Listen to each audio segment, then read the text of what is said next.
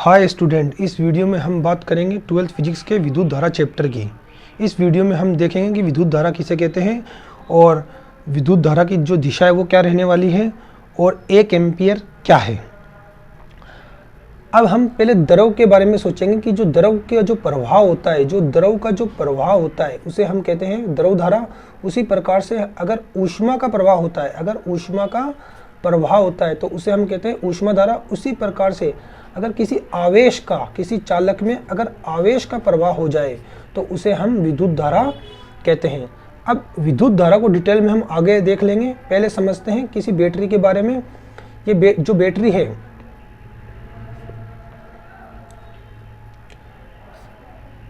इसमें जो धारा की दिशा रहने वाली है वो इस प्रकार से रहने वाली है। इस प्रकार से किसी बैटरी में धारा रहने वाली है। इसके बारे में हम देखते हैं ऐसा क्यों हो रहा है। धन आवेश का प्रवाह उच्च विभव से निम्न विभव की ओर होता है। जो धन आवेश है उसका प्रभाव उच्च विभव से निम्न विभव की ओर होने के कारण इसलिए धनावेश की प्रवाह की दिशा ही विद्युत धारा की दिशा होती है। और इसके विपरीत हम देखेंगे, अगर ऋण आवेश की बात करते हैं, ऋण आवेश का प्रभाव निम्न विभव से उच्च विभव की ओर होता है। ऋण विभव का जो प्रभाव होता है वो निम्न से उच्च की ओर होता है। इसलिए धारा की दिशा ऋणावेश की गति के विपरीत, ऋणावेश की जो गति होती है उसके विपरीत दिशा में होती है। परंपरा के अनुसार परंपरागत धारा कहलाती है। ये परंपरागत धारा कहलाती है। अब हम बात करेंगे जो विद्युत धारा है उसको जो डिटेल में पढ़ने का प्रयास करेंगे। विद्युत धारा क्या है, इससे हमारे को पता लग चुका है कि आवेश के प्रवाह का जो दर होता है उसे ही विद्युत धारा कहते हैं। अब हम यहाँ जो विद्युत धारा होता है उसका एक फॉर्मूला लिख लेते हैं। विद्युत धारा, ध्यान रहे विद्युत धारा को I से डिनोट करते हैं यानी रिप्रेजेंट करते हैं।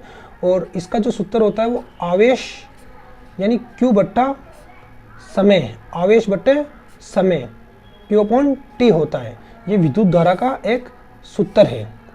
अब इसमें है, इस सूत्र से साफ पता लग रहा है कि आवेश का जो प्रवाह की दर है उसे विद्युत धारा कहते हैं।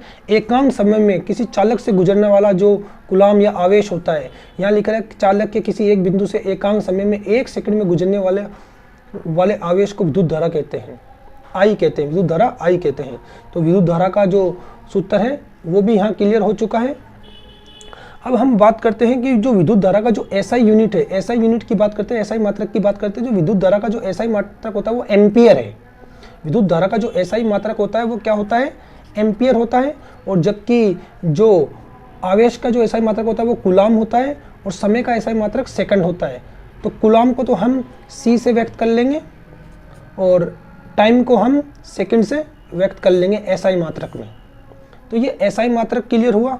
अब हम बात करेंगे इस एम्पियर की, कि जो एम्पियर है, अगर क्वेश्चन यूं भी बन सकता है कि 1 एम्पियर किसे कहते हैं, आ सकता है कि 1 एम्पियर क्या है, 1 एम्पियर किसे कहते हैं। अब 1 एम्पियर आंसर लाने के लिए क्या करना होता है, जो आवेश होता है उसको हम 1 कूलाम मानते हैं और जो समय होता है उसको हम 1 सेकंड मान लेते हैं। इसको सॉल्व करने पर आंसर आ रहा है 1 एम्पियर। 1 एम्पियर आंसर आ रहा है क्योंकि कूलाम एक आवेश होता है 1 कूलाम और समय होता है 1 सेकंड। तो इसको सोल्व करने पर आंसर कितना आएगा, 1। तो विद्युत धारा कितना है, 1 एम्पियर। तो उसे ही हम क्या कहते हैं, 1 एम्पियर कहते हैं। तो 1 एम्पियर में कूलाम कितना होना चाहिए, 1 कूलाम होना चाहिए और सेकंड 1 सेकंड होना चाहिए।